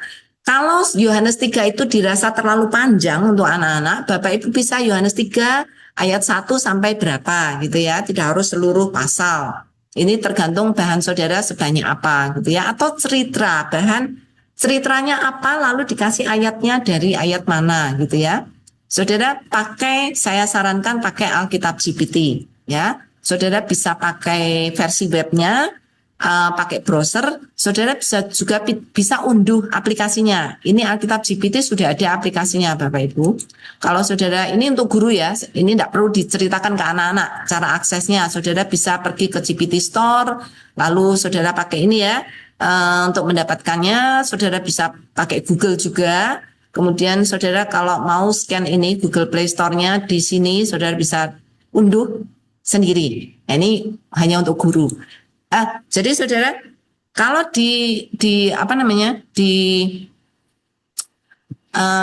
slide saya ada kata guru, artinya itu hanya untuk guru supaya guru punya persiapan yang baik ya untuk mengerti. Jadi ini nggak perlu dikasih tahu ke anak-anak. Tapi kalau ini anak SMA, maksudnya Bapak Ibu mengajar anak SMP, SMA, saya kira sudah sepantasnya mereka bisa unduh sendiri. Dan saudara bisa minta mereka lakukan langsung. Karena saya tahu banyak sekali sekolah untuk SD belum diizinkan anak membawa HP di kelas. Ya. Tapi kalau SMP, SMA kemungkinan sudah. Ada yang sudah, ada yang belum. Tapi silakan, kalau belum berarti guru yang harus memimpin, menjadi fasilitator. Kalau mereka Bapak Ibu juga menjadi fasilitator untuk menolong mereka bisa akses Alkitab GPT atau yang lain, gitu ya. Oke. Berikutnya, apa yang harus disiapkan? Harus punya Alkitab, harus ada catatan untuk bisa ingat dan simpan, kemudian bisa akses ke Alkitab GPT, punya paket data, lalu hafalkan 4 langkah AI Square, AI kuadrat. Langkahnya apa saja? Nah, saudara, ini saya berikan versi yang simple ya untuk anak-anak. Langkah 1 mulai dengan doa dan baca ya. Lalu langkah kedua itu investigasi, cari tahu yuk. Kemudian ketiga, belajar apa kalian? Ini untuk refleksi. Lalu langkah keempat, lakukan hari ini loh ya. Lakukan hari ini. Ini aplikasi yang harus kita jalankan setelah kita membaca firman Tuhan. Nah, untuk guru, ini saya mengingatkan lagi tadi ya. Awali amati itu doa dan baca, kemudian investigasi itu cari tahu. Ya, saudara cukup paham ya. Kalau saudara mau lengkapnya, tadi sudah saya berikan, saudara bisa baca sendiri. Nah, oke, mulai langkah pertama. Tadi sudah ya. Jadi anak-anak punya paket data, atau kalau enggak guru yang punya HP-nya. Guru menjadi fasilitator sekaligus yang memegang device atau memegang gadgetnya. Saudara bilang, yuk kita PA bersama. Langkah pertama itu adalah doa dan baca. Ya. Awali dengan doa, saudara akan minta anak untuk berdoa, minta supaya Roh Kudus menerangi, supaya pikiran kita mengerti kebenaran firman Tuhan. Nah, kemudian langkah amati. Nah, saudara beritahukan kepada mereka, kita akan belajar Yohanes. Kalau kepanjangan bisa Yohanes 3 ayat 1 sampai berapa gitu ya. Nah, inti mengamati itu apa anak-anak? Baca dengan teliti. Kalau membaca nggak boleh pasif, tapi harus aktif. Yang dibaca harus dimengerti. Untuk itu harus teliti ketika membaca. Mungkin saudara akan tanya, apa saja yang perlu diteliti gitu ya. Nah, saudara sudah tahu sebelumnya kan? Ini untuk guru. Guru memandu pembacaan Alkitab. Nah, untuk membaca Alkitab tadi, Bapak Ibu, saudara tidak harus sendiri yang membaca. Bisa saja siswa yang membaca. Itu udah biasa ya. Atau Bapak Ibu bisa pakai audio Alkitab. Bisa dalam bahasa Indonesia atau bahasa daerah. Yayasan Bakas Sabda menyediakan audio Alkitab dalam berbagai bahasa. Kalau saudara ada di tempat yang saudara lebih familiar, entah bahasa Sunda, entah bahasa yang lain, saudara, bahasa Jawa, bahasa Toraja, bahasa bahasa Batak, saudara bisa pakai bahasa daerah juga supaya ada variasi gitu ya Bapak Ibu ya. Silakan download, Sabda punya banyak. Nah, kemudian bisa juga AI yang membacakan Alkitab. Bukan cuman siswa, AI juga bisa membacakan, gitu ya. Ada audio yang saudara bisa berikan kepada AI. Jadi ayatnya bisa saudara copy paste di kotak prompt, lalu di situ ada audio, AI bisa membacakan itu. Gitu ya. Ini tadi untuk membaca. Oke, untuk mengamati. Amati dengan teliti. Kamu harus membaca Alkitab secara teliti. Amati semua isinya dengan teliti. Tapi apa saja ya yang harus diamati? Nah, anak harus dipandu, Bapak Ibu. Dia tidak akan cukup paham, sehingga saudara guru harus memandu. Ya, apa saja yang harus diteliti? Nah, saudara, untuk itu saudara harus sudah persiapkan dulu sebelumnya. Ya, sebelum hari H pelajaran itu saudara harus siapkan. Saudara kan tadi ya, saudara tanya ke siswa dulu secara manual. Sebelum pakai AI, saudara tanya dulu secara manual. Tadi ceritanya tentang apa, siapa tokohnya, siapa saja yang terlibat, tokoh-tokohnya siapa aja, di mana kejadiannya, adakah kata-kata penting yang menurut kamu muncul dari pembacaan tadi, gitu ya. Saudara tanya dulu secara manual, secara acak gitu ya kepada siswa yang ada di situ, pilih beberapa siswa. Nah, akan lebih bagus lagi kalau saudara pakai AI. Saudara kan juga, aduh, kalau pertanyaannya gini-gini terus ya bosan. Oh, saudara mau pertanyaan lebih baik, kita bisa minta tolong AI. AI bisa menolong persiapan guru. Jadi, saudara, guru akan lebih mudah dan efisien kalau AI ikut campur di dalam menolong saudara mempersiapkan materi. Misalnya, membuat pertanyaan-pertanyaan observasi. Atau saudara bisa sebut kalau saudara pelajaran sebagai pretest. Oke, tadi manual mungkin saudara hanya secara umum saja ya, 1-2 pertanyaan. AI punya banyak pertanyaan loh untuk kalian gitu ya. Saudara bisa perkenalkan itu. Nah, sebelumnya saudara udah cari dulu ya. Saudara bisa minta AI. Saya seorang guru agama Kristen yang cinta Alkitab. Siswa, kalau saudara ini Alkitab GPT, saudara nggak perlu ya kalimat ini ya. Saudara bisa langsung. Siswa akan mengobservasi Yohanes, tapi saudara perlu perkenalkan, saya guru agama Kristen. Supaya saudara tahu saudara guru. Ya. Siswa akan mengobservasi Yohanes pasal 3. Tolong buatkan 15 pertanyaan observasi untuk anak 8-12 tahun. Pakailah bahasa anak yang sederhana dan mudah dipahami. Karena saudara harus membahasakan bahasa anak kan. Jadi saudara minta AI itu pinter banget ganti-ganti gaya bahasa Bapak. Bisa bahasa gaul, bisa bahasa resmi, bisa bahasa pidato, bisa bahasa. Ini bahasa anak juga AI pinter. Gitu ya. Oke. Hasilnya saya akan langsung kasih lihat kepada saudara ya. 15 pertanyaan. Cuman ini nggak cukup ya 15, jadi 12 saja. Sebenarnya di bawahnya ada, tapi saya nggak kutipkan. 15 pertanyaan observasi Yohanes 3 dari bahasa anak. 8-12 tahun. Saudara bisa ganti umur ya. Saudara bisa spesifik untuk anak usia 8 tahun saja atau 8-10 saja, terserah. Oke, misalnya, siapa nama orang yang datang kepada Yesus pada malam hari? Saudara tinggal bacakan ini kepada anak-anak. Ini tanya kepada kalian nih, kalian tahu nggak jawabannya gitu ya? Nah, saudara bisa sangat familiar sekali dengan anak-anak sehingga saudara tidak perlu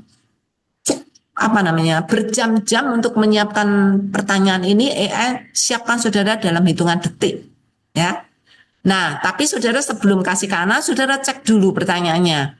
Kadang ada pertanyaan yang saudara ini nggak penting, ya udah nggak usah dipakai. Ini pilihan, jadi usulan ya dari AI. Yang dikasih AI tidak harus saudara pakai semuanya. Dan bahkan tidak perlu saudara percaya semuanya. Saudara pilih mana yang saudara mau, yang lain boleh dibuang. Kalau kurang, saudara bisa minta lagi. Sangat simpel sekali ya Bapak Ibu. Siapa yang Yesus katakan turun dari surga? Nanti saudara bisa saudara minta AI untuk melengkapi ayatnya. Ini jawabannya ada di ayat berapa? Ini jawabannya bisa. Jadi saudara ketika menanyakan kepada AI, saudara bisa tanya, tolong buat kalimat pertanyaan ini dan berikan referensi ayat berapa jawabannya. Nah, dia akan kasih. Ya, jadi benar-benar AI itu akan nurutin kalau saudara bisa menjelaskan secara spesifik. Kalau saudara nggak spesifik, ya AI nggak spesifik gitu ya. Jadi saudara ini bisa dikasih ayatnya. Siapa nama orang yang datang pada Yesus pada malam hari? Ini jawabannya ada di ayat ini. Karena itu pertanyaan observasi. Pertanyaan observasi tidak boleh keluar dari ayat. Harus yang ada di dalam ayat. Gitu ya. Oke, lanjut. Langkah pertama ini, siswa aktif menjawab pertanyaan guru dan dorong untuk tanya jawab diskusi. Jadi bukan hanya saudara bertanya saja, bahkan kamu ada pertanyaan enggak? Atau anak bisa setelah menjawab itu, saya nggak ngerti pertanyaannya. Kemudian Bapak Ibu bisa menjelaskan pertanyaannya, dan kalau anak bisa menjawab tapi dia timbul pertanyaan lagi, dorong mereka untuk bertanya juga. Jadi bukan hanya menjawab pasif saudara, tetapi dia juga bisa tanya balik. Oke, kamu ada pertanyaan enggak di luar ini? Oh, tadi dari pertanyaan ini timbul lagi enggak pertanyaan yang baru? Ya, saudara bisa membuat anak menjadi sangat aktif sekali. Benar-benar tergantung dari kemampuan saudara menguasai kelas, gitu ya, Bapak Ibu. Jadi aktif, siswa akan aktif menjawab pertanyaan saudara. Pertanyaan sudah saudara siapkan bersama dengan AI. Nah, kemudian langkah yang kedua, cari tahu. Cari tahu lebih dalam, apalagi yang ingin kamu ketahui dari Yohanes 3. Terutama hal-hal penting yang jawabannya tidak ada di teks. Kadang-kadang anak tanya di luar yang ada di teks. Tidak apa-apa, saudara encourage mereka. Misalnya, siapa sih yang menulis Injil Yohanes? Apa artinya lahir baru? Saudara bisa minta anak untuk tanya gitu. Apalagi yang ingin kamu tanyakan yang jawabannya tidak ada di Alkitab. Mungkin dia akan tanya, Ibu guru, saya masih nggak ngerti apa sih lahir baru gitu ya. Nah, saudara kumpulkan ya untuk bisa ditanyakan kepada AI. Nah, saudara bisa perkenalkan AI. Bapak Ibu tidak perlu malu ya menjelaskan kepada anak-anak bahwa Ibu sekarang punya asisten yang namanya AI. Dia orang yang sangat pintar, menguasai banyak bahasa dan lain-lain. Dan dia juga bisa menjadi teman siswa. Nah, ini tidak perlu saudara perkenalkan kalau mereka belum boleh pegang HP. Kalau mereka siswa SMP, SMA, silahkan. Tapi kalau ini untuk SD, saudara tidak perlu. Perkenalkan AI untuk menjadi teman siswa yang dapat diajak berdiskusi atau menjawab pertanyaan-pertanyaan mereka. Gitu ya. Kalau masih kecil, Bapak Ibu bisa perkenalkan AI sebagai teman guru yang dapat menolong membuat pertanyaan atau menjawab pertanyaan anak-anak. Gitu ya. Itu juga bisa. Kalau saudara ini saya sudah cobakan ya, saudara bisa membuat pertanyaan-pertanyaan sederhana. Misalnya, siapa yang menulis Injil Yohanes?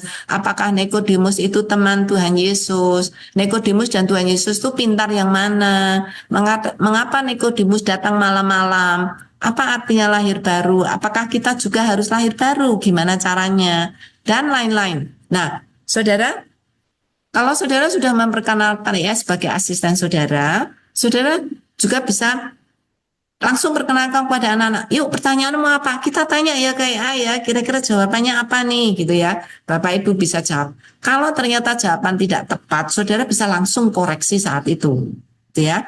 Oke. Jadi saudara, ini kunci untuk saudara deep learning. Tingkatkan keterampilan anak dalam bertanya.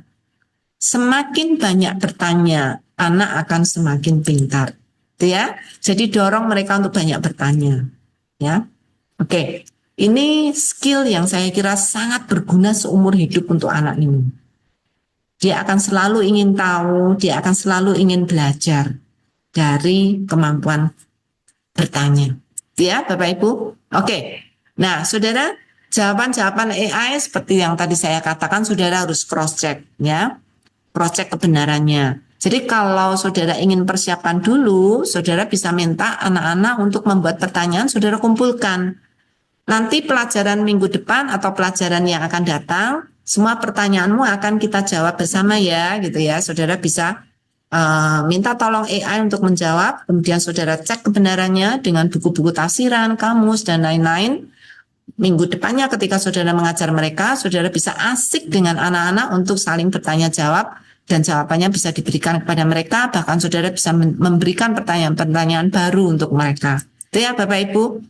Nah, saudara, dari semua yang saudara sudah tanyakan kepada anak gitu ya, tadi kan udah pertanyaan 15 pertanyaan observasi, lalu saudara anak-anak juga bertanya yang di luar dari Alkitab gitu ya.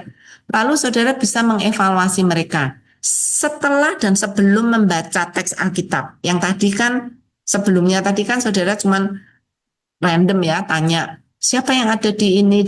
Nah, ketika saudara sudah selesai, saudara bisa memberikan post test untuk mereka.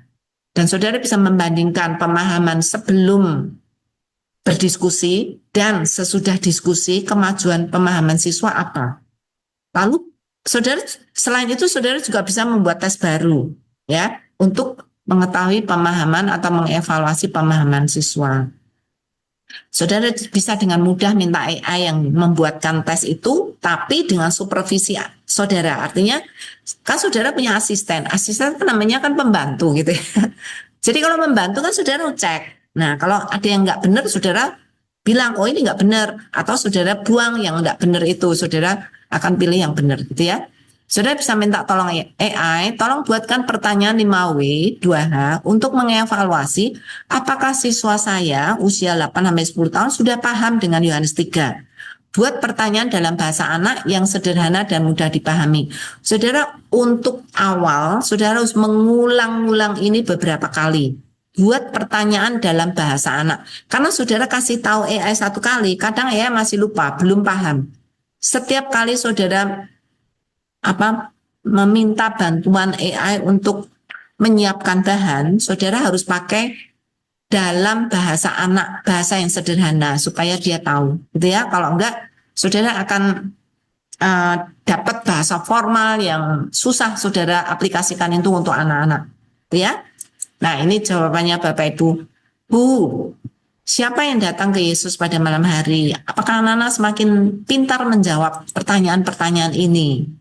Ya, kalau ya saudara sangat senang ya. Seperti saya seorang guru, kalau siswa saya tuh bisa menjawab semua bahan yang saya kasih tuh, aduh, berarti mereka mendengar, berarti mereka perhatian, berarti mereka belajar, berarti mereka tambah pintar, dan saya membuat mereka tambah pintar. Ya enggak? Ya, betul Bapak Ibu.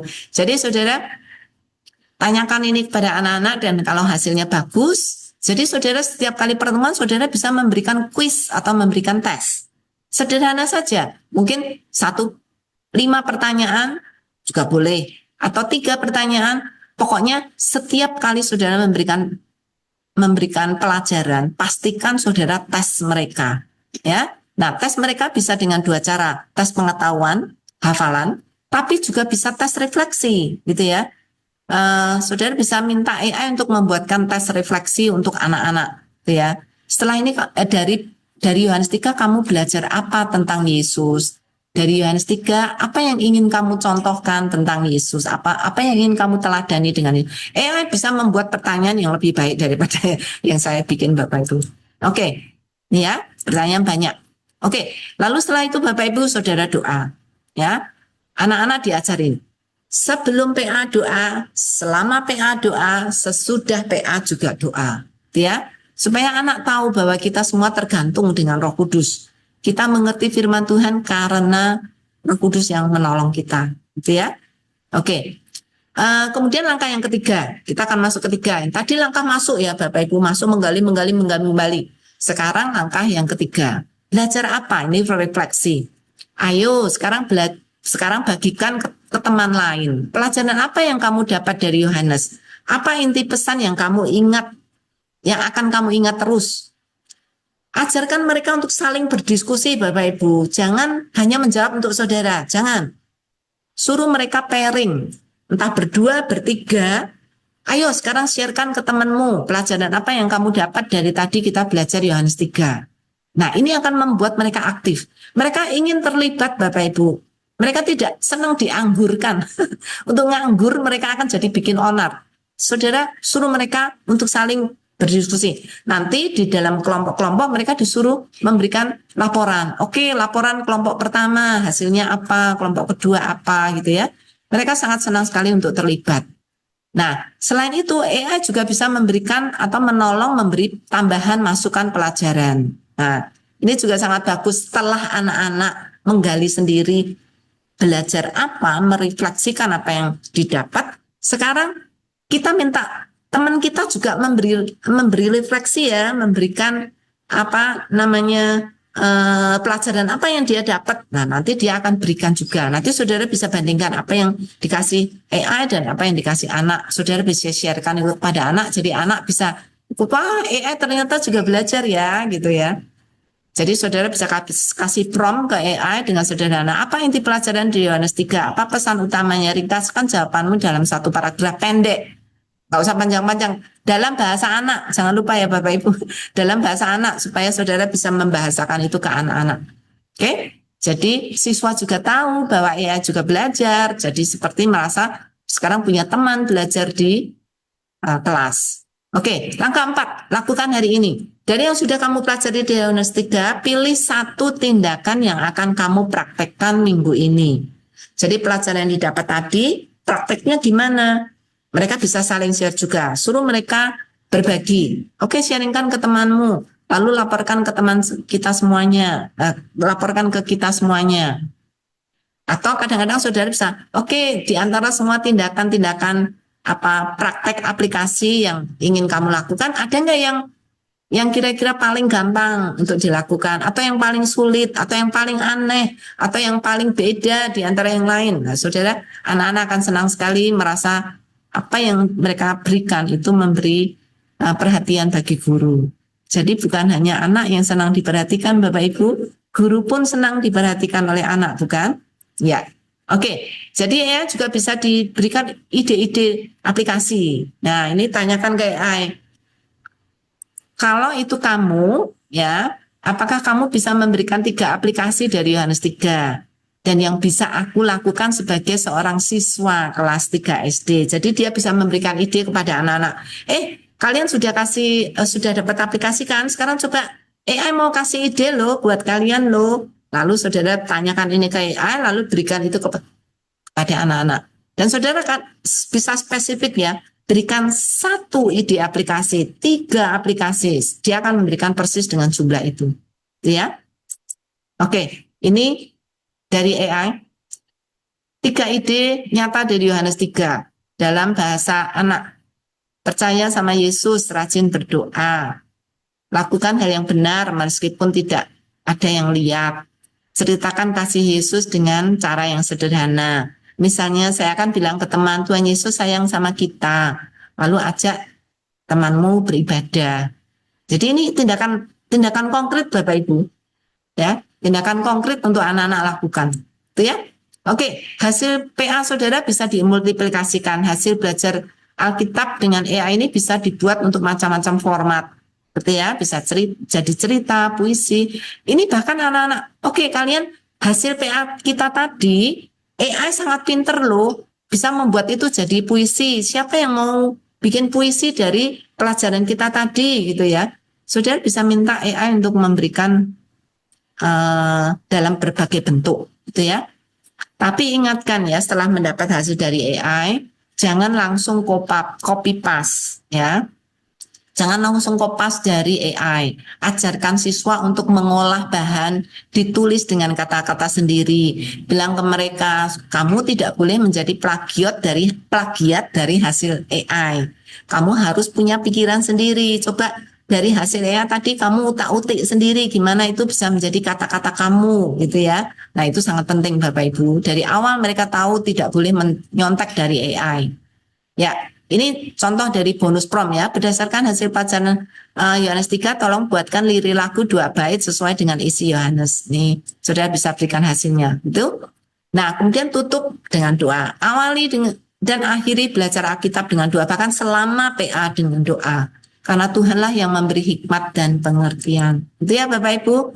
Saya akan memberikan ini. Kelebihan dari AI Square. Metode yang saudara bisa modifikasi, saudara bisa kembangkan metode ini ya. Ini sebagai saran dari kami. Ini dibuat oleh Yayasan Lembaga Sabda. Kalau saudara pakai SS, saudara berikan kontribusi bahwa ini metode yang diajarkan oleh Sabda. Tapi kalau saudara kembangkan menjadi metode saudara sendiri, silahkan, tidak apa-apa. Saudara, kelebihan AI Square ini apa? Tidak hanya membaca, siswa juga mengamati teks dengan teliti, bahkan bertanya. Itu ya. Berikan kebebasan untuk bertanya dan bereksplorasi. Kamu mau tanya apa? Kamu ingin tahu apa gitu ya? Apa saja yang tidak ada di teks Alkitab yang ingin kamu tahu. Jadi dia eksplorasi lebih jauh lagi, bukan hanya lihat teks saja. Ya. Ketiga, mendorong siswa mendalami sesuai dengan kemampuannya. Anak yang kritis, dia akan memberi pertanyaan kritis. Anak yang mungkin kurang, dia akan belajar dari anak yang kritis atau dia akan membuat pertanyaan yang sesuai dengan kemampuannya. Tidak apa-apa. Masing-masing anak punya kemampuan yang berbeda-beda. Guru harus bisa mengadaptasi semua kemampuan anak-anak dengan memberikan dorongan, gitu ya. Kemudian keempat, mendalam AI Square ini. Karena apa? Karena apa yang dipelajari itu juga dipraktekkan di dalam kehidupan nyata, bukan cuman hafalan, bukan cuman pengetahuan, bukan hanya teori, tetapi juga dipraktekkan. Ini kelebihan. Nah, bagaimana dengan deep learning? AI Square sangat mendorong deep learning. Karena apa? Kalau saudara lihat tadi dari awal sampai akhir kegiatan AI Square dengan anak-anak, ini berpusat pada anak didik, student centered learning. Siswa aktif mengamati, menanyakan, mengeksplorasi, bahkan menyimpulkan sendiri, bukan dari guru, tapi guru yang memfasilitasi sehingga anak bisa menyimpulkan. Lalu memberi siswa keterampilan berpikir tinggi. Ini yang disebut sebagai higher order thinking atau HOTS. Ya, bukan sekedar menghafal karena mereka bisa kritis untuk berpikir, kritis untuk menjawab karena ya juga bisa memberikan pertanyaan. Saudara bisa meningkatkan, kalau anak-anak SMA, saudara bisa tantang, berani nggak AI memberikan pertanyaan analisa? Berani nggak AI memberikan kamu pertanyaan yang kontroversial? Wow, ini akan menantang anak-anak ya, menjadi challenge bagi anak-anak SMA, SMP. Higher order thinking, itu sangat penting untuk anak-anak. Kemudian yang ketiga, pembelajaran berbasis penyelidikan, inquire based learning, karena siswa aktif bertanya, mencari bukti, bahkan menarik kesimpulan. Gitu ya Bapak Ibu. Jadi saya sangat senang melihat teori dari deep learning ini sangat mendukung apa yang sudah dilakukan oleh Yayasan Lembaga Sabda. Metode AI Square yang diciptakan Yayasan Lembaga Sabda ini sangat tepat sekali untuk mendukung pembelajaran dengan pendekatan deep learning. Ya, oke. Yang keempat, personalized learning, karena siswa belajar sesuai dengan kebutuhannya, kecepatannya, dan juga kemampuannya. Semakin cepat anak-anak beradaptasi dengan yang lain, maka saudara, anak-anak akan semakin cepat belajar. Dan satu anak yang mungkin kurang pandai dicampur dengan anak yang pandai, dua-duanya bisa blended dan mereka bisa saling mendukung dan mereka saling belajar. Sangat baik sekali ya Bapak Ibu. Kita tidak harus memaksakan anak yang kurang harus seperti anak yang pandai. Saudara tetap bisa menghargai pertanyaan apapun yang muncul dari mereka. Saudara hargai sehingga mereka punya confidence, mereka punya rasa percaya diri untuk terus maju. 5. Terintegrasi dengan teknologi AI. Ini ya saudara. Pemerintah sangat mendorong, bahkan terus-menerus gimana caranya teknologi AI ini bisa dipakai untuk menguatkan proses berpikir anak. Nah, saudara, AI Square ini sangat menolong gitu ya untuk meaningful technology integration, mengintegrasikan teknologi di dalam proses anak-anak belajar berpikir gitu ya. Jadi ini sangat menolong sekali. Yang ketiga, menutup seluruh proses belajar dengan implementasi ke kehidupan nyata, problem based learning ya. Ini menjadi impian dari pemerintah ketika mencanangkan pendekatan deep learning, karena bukan cuma menghafal teori, tetapi bagaimana anak-anak itu bisa mengaplikasikan di dalam kehidupan nyata sehingga terjadi perubahan di dalam diri anak, perubahan di dalam kelas, perubahan di dalam sekolah, dan perubahan di dalam masyarakat. Itu ya Bapak Ibu. Saya berharap Bapak Ibu bisa menangkap intinya. Saudara tidak perlu mengikuti persis seperti yang saya berikan, tapi intinya ditangkap. Saudara kembangkan sendiri boleh, pakai metode AI Square juga boleh. Kami Sabda sangat senang sekali saudara bisa memakainya gitu ya. Oke, saya akan tutup presentasi saya dengan 2 quote, satu dari Albert Einstein ya, satu dari Alkitab. Alkitab lebih tinggi terus terang Bapak Ibu. Oke, Albert Einstein bilang, education is not the learning of facts, but the training of the mind to think. Pendidikan itu bukan mempelajari fakta, bukan pembelajaran kepada fakta-fakta, tetapi kepada training, pembentukan pola pikir, ya, untuk berpikir, pembentukan pikiran untuk berpikir. Jadi saudara, saya sangat berharap metode I-Square yang saya perkenalkan ini akan menolong siswa-siswa kita menjadi para thinker gitu ya. Mereka diberi kebebasan oleh guru menjadi fasilitator yang the best untuk mendorong anak berpikir, mendorong anak untuk aktif gitu ya. Tanpa guru, anak-anak tidak bisa mendapatkan ini. Jadi saudara, guru tidak akan tergantikan. Fungsinya saja berubah. Saudara bukan menjadi information delivery, bukan hanya menyampaikan informasi. AI bisa, YouTube bisa. Seluruh internet bisa memberikan informasi itu, tapi sebagai trainer yang memberi semangat, memberi dorongan, memberi sentuhan, itu tidak bisa didapatkan oleh AI, Bapak Ibu. AI tidak bisa punya perasaan, tidak punya hati untuk anak-anak, tetapi saudara punya. Gitu ya. Saya tutup dengan Yakobus 1 ayat 22, tetapi hendaklah kamu menjadi pelaku firman dan bukan hanya pendengar saja. Sebab jika tidak demikian, kamu menipu dirimu sendiri. Saudara, saya sangat berharap saudara belajar banyak dari ini. Silahkan praktekkan di dalam sekolah, di dalam sekolah saudara masing-masing, baik saudara di kelas SD, SMP, SMA, bisa dimodifikasi untuk kepentingan sesuai dengan yang saudara inginkan. Gitu ya Bapak Ibu, Soli Deo Gloria.